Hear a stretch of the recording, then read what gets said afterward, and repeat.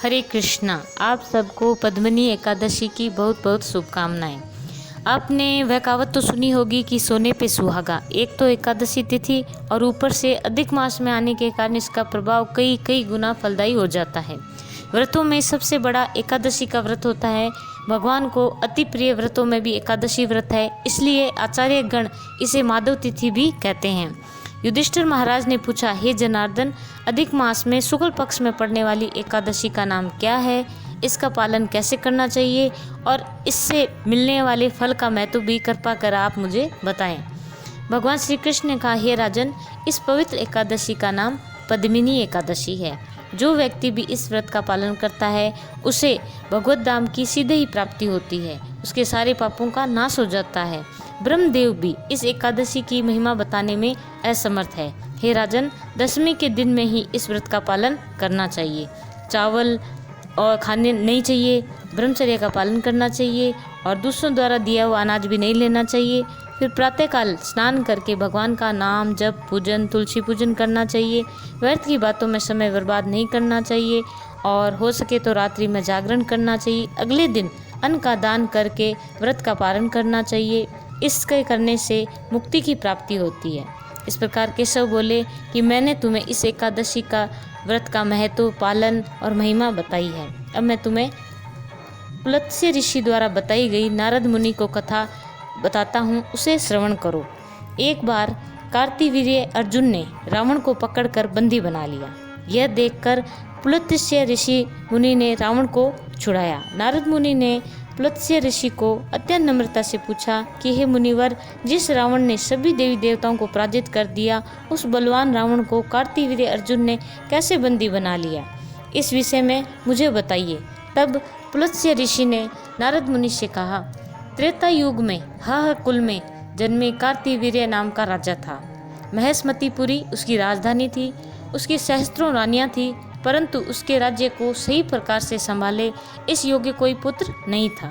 राजा ने सभी व्रतों का पालन किया था, तीर्थ दान साधु सेवा की, परंतु फिर भी पुत्र की प्राप्ति नहीं हुई। तब अपने राज्य की सारी कार्य प्रणाली प्रधान सेवक को सौंपकर राजा जंगल में तपस्या करने चले गए। राजा महल छोड़ते समय उनकी पत्नी पद्मिनी ने उन्हें देखा, जो कि राजा हरिश्चंद्र की पुत्री थी।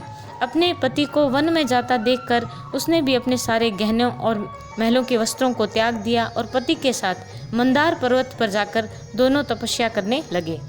उन्होंने 10 सहस्त्र वर्षों तक तपस्या की। अपने पति के क्षीण होते शरीर को देखकर पद्मिनी ने सती अनुसुया से पूछा कि हे देवी, हे पतिव्रता नारी, 10 सहस्त्र वर्षों तक तपस्या करने पर भी भगवान केशव मेरे पति से प्रसन्न क्यों नहीं हुए?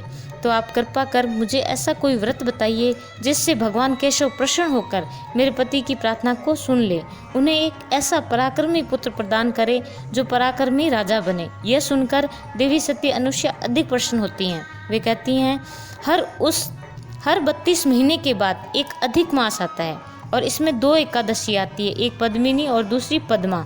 इन एकादशियों के व्रत पालन से भगवान तुरंत प्रसन्न हो जाते हैं, तुम्हारी सारी मनोकामनाएं भी पूर्ण करेंगे। तब रानी पद्मिनी ने देवी अनसुईया के कहे अनुसार इन एकादशियों के व्रत का पालन किया, जिससे भगवान श्री हरि प्रसन्न होकर उनके सम्मुख आए और पद्मिनी को वर मांगने के लिए कहा। तब रानी पद्मिनी ने सर्वप्रथम भगवान की चरण वंदना की और हाथ जोड़कर उनसे अपने पति के मनोरथ पूर्ण करने की प्रार्थना की और कहा, स्वस्थ और विजयी पुत्र मांगा। तब भगवान श्री कृष्ण कार्तिवीर्य राजा के पास आए और कहा, तुम्हारी पत्नी ने एकादशी व्रत कर मुझे प्रसन्न किया है, इसलिए तुम कोई वरदान मांगो। तब राजा ने पराक्रमी और विजयी होने वाला, देव असुर दानव किसी से भी पराजित नहीं हो ऐसा पुत्र मांगा।